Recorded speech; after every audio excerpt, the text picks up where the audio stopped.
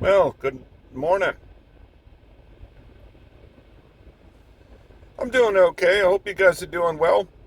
Um, yeah, I'm gonna be able to get back on Uber. Um, I don't think I'm gonna. Well, I'm gonna sign up, of course, re-sign up for the Instacart. Um, but I think I'm just gonna use the Uber because I like Uber Eats. I'm not gonna drive people. Um, I'm not gonna drive people around. Geez, I've gained some weight. I can look and see on my. I'm going to run later on today. It's where I know that I'm gaining weight, so I can see it in my neck.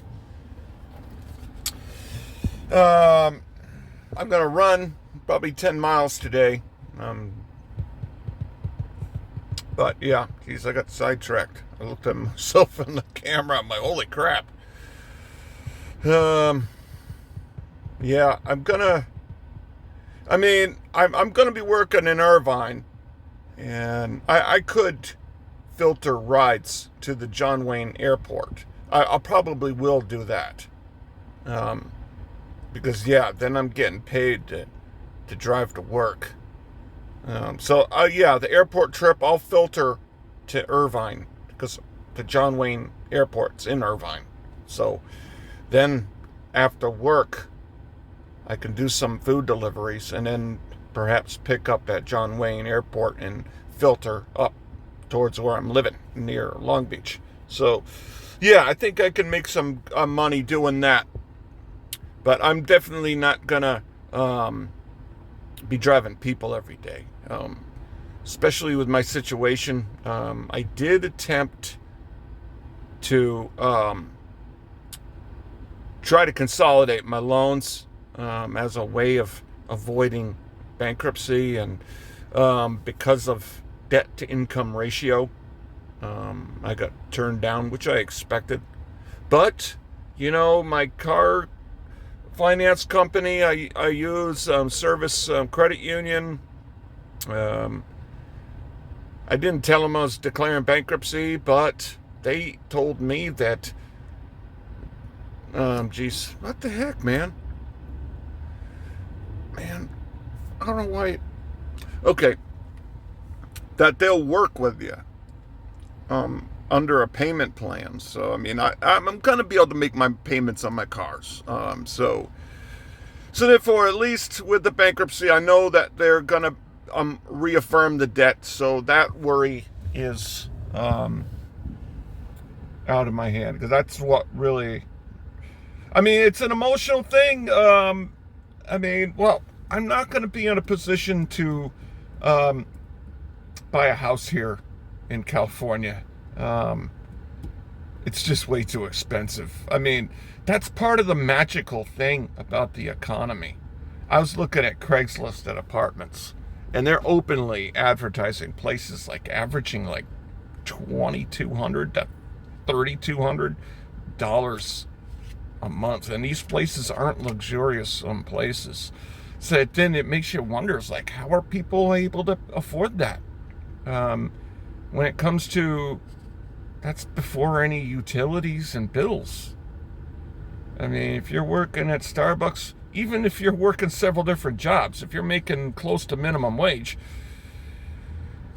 um, yeah, making $20 an hour and being able to get time and a half, I can't afford that. So it is kind of interesting. I mean, yeah, there's a lot of people with money here, obviously. I see it.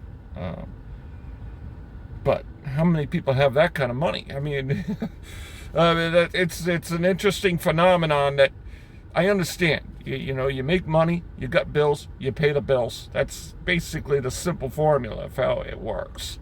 You got to make money and then you can pay the bills. But when you're looking at rent like that, um, how how does it work? Because then you're thinking, it's like, well, geez, how can you rent? How come I mean, yeah, obviously, you get situations like, even including myself. I'm living with my father. Yeah, how do you do it if you're not in a situation like that? I mean, yeah, it's crazy. That's the baffling thing about the economy, when you're wondering how the system isn't really broken.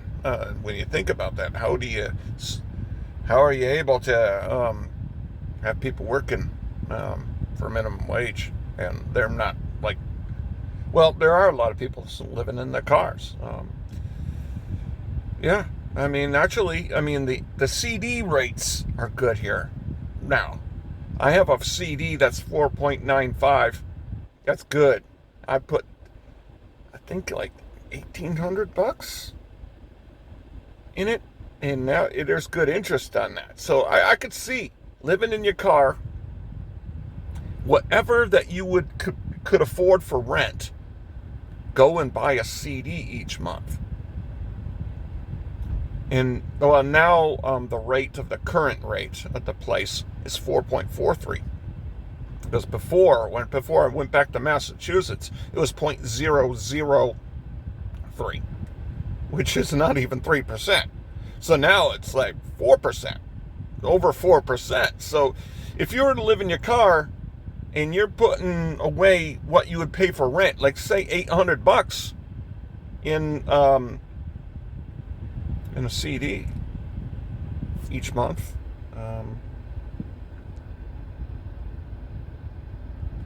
CD each month, 800 times 0.0443, that's $35 a month.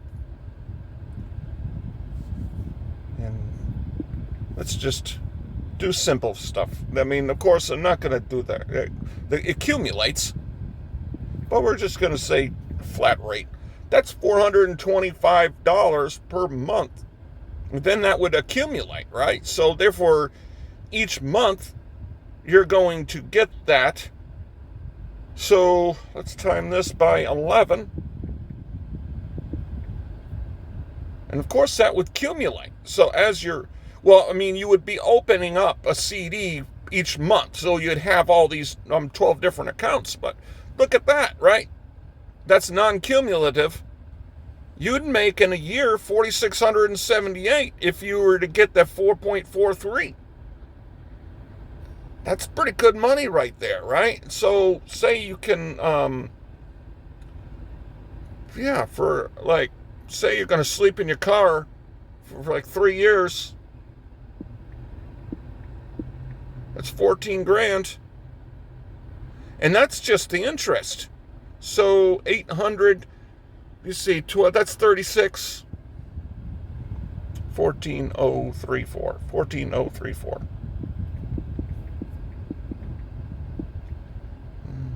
Plus 14034. That's $42,000. I mean, that's good money. And then you can just go live somewhere, I guess, that's affordable. I mean, that would be a way to do it. And then the days that that you're sick and tired of living in your car, you have an Airbnb that you can stay in. Right? So that would be a doable way to do it, I guess.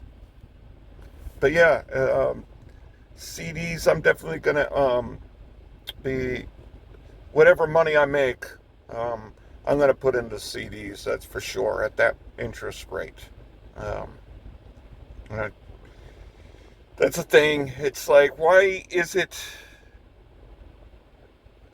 am I remorseful about my decision to stop using credit cards? It's just negative income, it's negative income. It's not like it's a positive thing. It allows you to, get things immediately. But then, I can understand reward points, but still, it's negative income. So I got to just let go of that. Because that's how I basically pretty much failed. Um, Pretty much failed. I mean, the tax guy that does my taxes said that I succeeded. I can see that point. I made it work, but then again, I didn't make it work because I utilized credit um, to maintain the vehicles, to buy the tires. I made it work when it came to deductions, that's for sure. Um, I'm going to deduct the hotel stays. That's huge. That saves money. Um, I got a refund 2 years ago, like $4,900. So when it comes to that, um, I succeeded. I was pretty good at that. Um, so yeah, just gotta let go of the emotional stuff about the declaration of bankruptcy. It's not something I want to do, but I put myself in a pretty big hole, credit wise, with the credit cards. Just this mistake I made with the post office was accepting the North Adams post, because when you're driving 110 miles a day, that's a lot of money, and I really didn't have money at that time, and that's a lot of gas money, and I was utilizing credit cards to pay for the gas, and I tried to pay the bill within 25 days to avoid the interest, but when you're skating on the edge, and then you have those kind of expenses, and I did that for like a year and a quarter, and then you have tires to pay for. I mean, I basically skated, and so I didn't really make any money during that first year and a quarter working at the post office, because I was spending so much money at the gas pump and not really able at that time to whittle away at my credit cards. So that's if you're going to work at the post office, I do like the HR department here better. The HR lady told us when we were going to get our fingerprints, it's not going to affect you if you get a position and it's too far away, turn it down. Yeah, because that's the reason why now I like working at North Adams for the people that I work with. Okay, the people I worked with are cool, and I felt good about working with the people there. That's the reason why I stayed there. But it's not my home. You know what I mean? I didn't know nothing about the town. So, you know what I mean? It wasn't my home. I mean, the weather there sucked. It's like, man, that's not where I wanted to be. So, you know what I mean? That's just a thing. So if you're gonna work for the post office and they give you a position and it's too far away, just turn it down and wait for the next offer. The offers are good, I think, for 30 days, she said. So, yeah. And what I was told, that and you can apply from multiple different locations at the post office at once. The one that you accept the last was the one that you're going to get placed. So, like, they offered me Long Beach.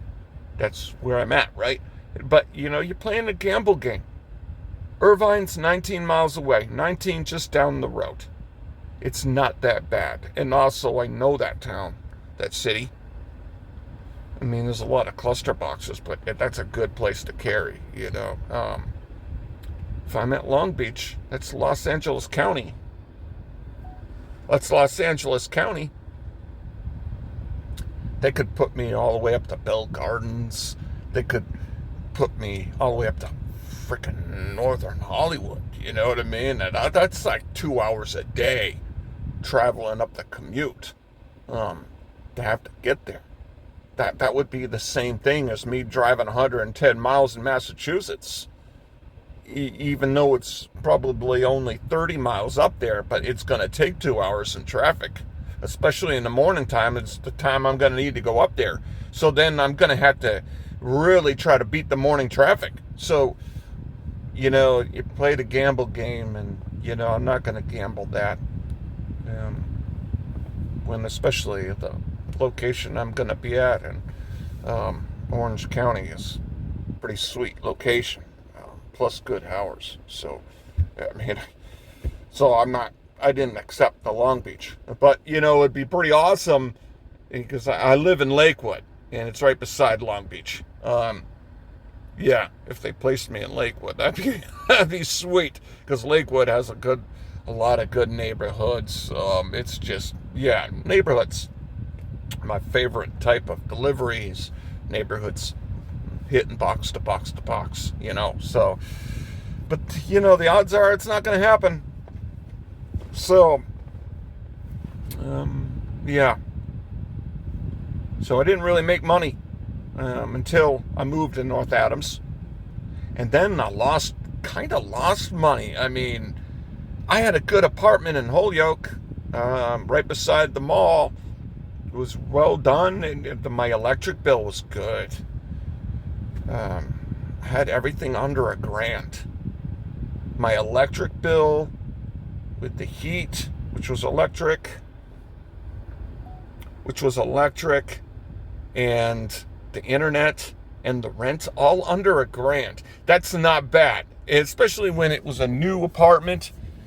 That was a good situation. That's a good situation where you can have your electric bill, your internet, which is what I do for TVs, the internet, all under $1,000. That adds some security to your life, because then if I didn't work for the post office, I could still afford the place. Plus, the manager liked me. I could go back there, so it's a good situation. And then I'm moving to North Adams, and it's $1,100, $1,150 before anything.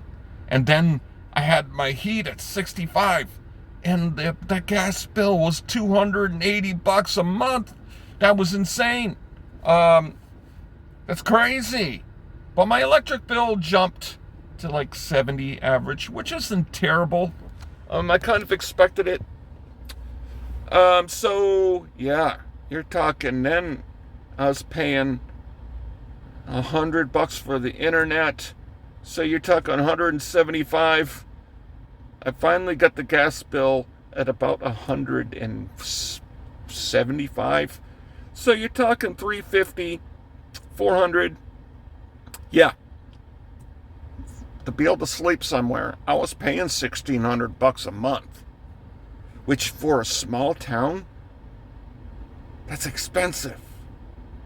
For a small town in the middle of nowhere, up in the mountain, to be paying $1,600 a month, especially when you have a lot of debt to pay, that's why I didn't complain about working 11 hours a day, because I needed to. I needed to work those hours. You're paying $1,600 a month for a place to sleep. So, yeah, just trying to rein in the bills. It's insane. You got to think about the bills, man. The bills. So now I'm in a situation where I'm trading off one of the cars as rent. So now I'm saving that $1,600 in a place like this. So I'm in a pretty good situation that way. So I can't complain, not crying. Then I can, get rid of all my credit cards. Well, I have no choice. I'm going to have to close them all. And then just live within my means and be patient. And put money aside. Put money aside. And the money I put aside, I'm going to buy CDs with. And just, yeah, if I don't have the money, I don't have the money. Don't spend tomorrow's freaking dollar today, because I'm impatient. That's pretty much what credit cards do. Ramsey's correct, man. You need to use a credit card, you can't afford it. That's true. So why is it, you know what I mean, a good thing to have a credit card? You know what I mean? It's just, it's just not the way to do it. And man, when am I going to finally learn? I'm going to finally learn. So I'm definitely going to do Uber Eats to help pay for the gas tank, and to kind of supplement and not wear out the car. Because now I got like 7 to 10 years of a big thing on my credit report, just being bankrupt. I'm not going to be able to shake that off. So, and right now with the interest rates, I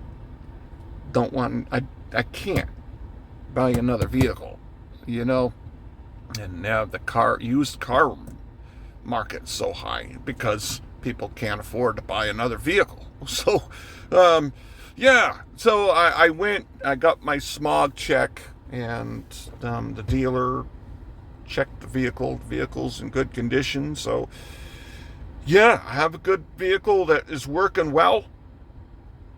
It's working good. So hopefully I have this vehicle for years and not have to buy another vehicle. So therefore that's the main reason why I'm using Uber Eats. So I'm not going to wear out my vehicle, because I know from experience the amount of miles I put on the cars was crazy driving people. It was insane.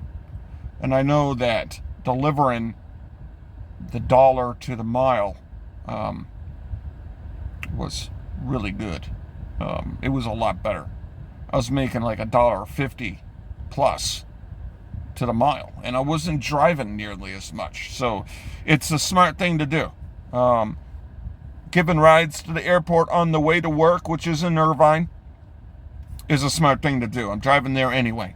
So I'm going to be acting smart in that regard. So I'm still an e-gig worker, but I guess technically I'm basing my personal economy. My personal economy is based on the post office as a W-2. Because a big part of that is just the cost of maintenance. The cost of maintenance of a vehicle is incredible. So my advice is, if you're doing e-gig work, it's great, but don't utilize credit to maintain your vehicle, because it's a losing battle, and that's what got me screwed up. I didn't have the cash on hand to maintain the vehicle like I needed to. I didn't have the cash on hand to replace the tires. I didn't have the cash on hand to do all this stuff operating the vehicle, so I used credit, and the credit card companies kept on extending my credit limit, and I kept on using it. So that's just, don't do it. It's better to just, you got a car, and you have this thing, and it costs money, and you don't have the cash on hand. It is better to just rent, put aside the money, and then fix the car, and then put the rental back through the rental program that Uber or Lyft have, and then continue on. Don't put it on credit. That would be the way to do it, to keep on making money. Sign up for a week for, I don't know if they still have the Hertz rental or whatever. That would be the way to do it, rather than using credit to take care of something that costs $1,500 and you don't have $1,500 cash on hand to pay for that. Um, that would be the way to do it, and then utilize all those deductions. That would be the smart way to try to avoid the trap of operating at a loss like I did, and having the emotional problems that brings. It doesn't make you feel good knowing that, geez, I feel like I've earned something. I've built all this credit that I've built from never being late and always making payments or whatever, of losing all that money, and then I'm going to lose it all. You know what I mean? And then, in the East Coast, I'd be in a position to buy a property, and I'm going to have to kiss that goodbye for 7 to 10 years. So it's, lesson learned.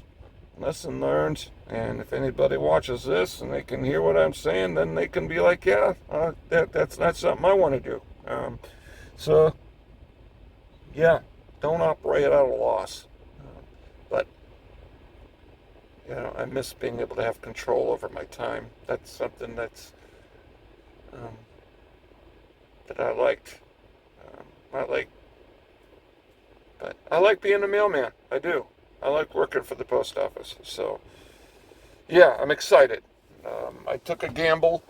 I didn't think that they were going to rehire me, but they did. So then I didn't lose. I mean, in a couple of months, I would have been a regular, because another person was going to retire, and it would have been my turn. So I would have been a full-time regular in December, which is nothing to shake a stick at. You're in a small office. Now. You're a full-time regular with benefits. It's something to think about. Strategy. But man, can't stand the freaking freezing cold. I just can't stand the freezing cold, man. The thunder and lightning I'm worried about in the summer. Jeez, I'm sorry. I can't do it, Can't do it. So I'm happy with what I'm doing. I think if I was a mail carrier closer, I would have stayed in Holyoke, where I was. And if I was close to there, getting the hours, I probably wouldn't have came back out to California.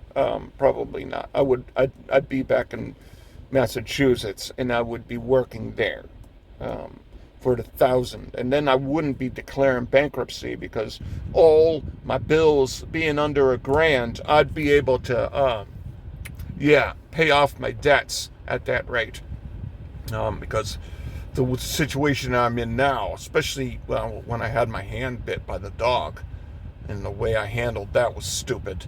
You get bit by a dog, don't be like the guy that doesn't want to call out or whatever. We were splitting 3 routes that day. All right, people were calling out sick, and I knew that if I stopped and called, it would have, I probably would have had to have gone home for the day after, and then, having your coworkers have to do your job for you. It's not, so I figured I'd just take care of it after work.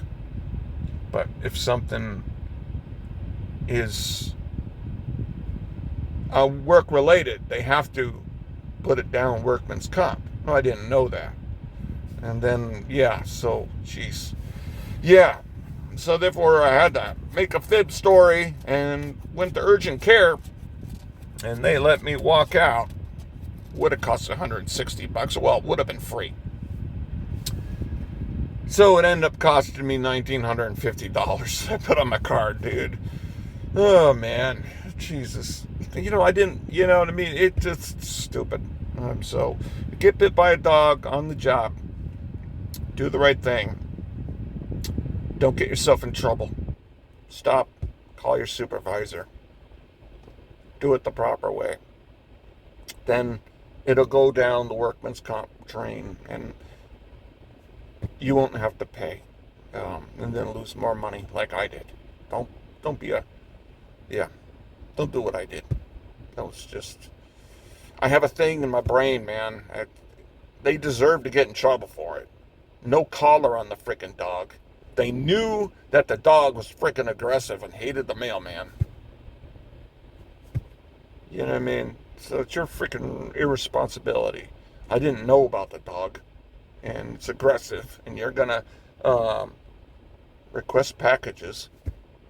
I mean, you're a fucking douchebag. Stand down. You're a fucking douchebag. Next thing you know, my hand's in its mouth. Yank my hand out of the mouth of the dog.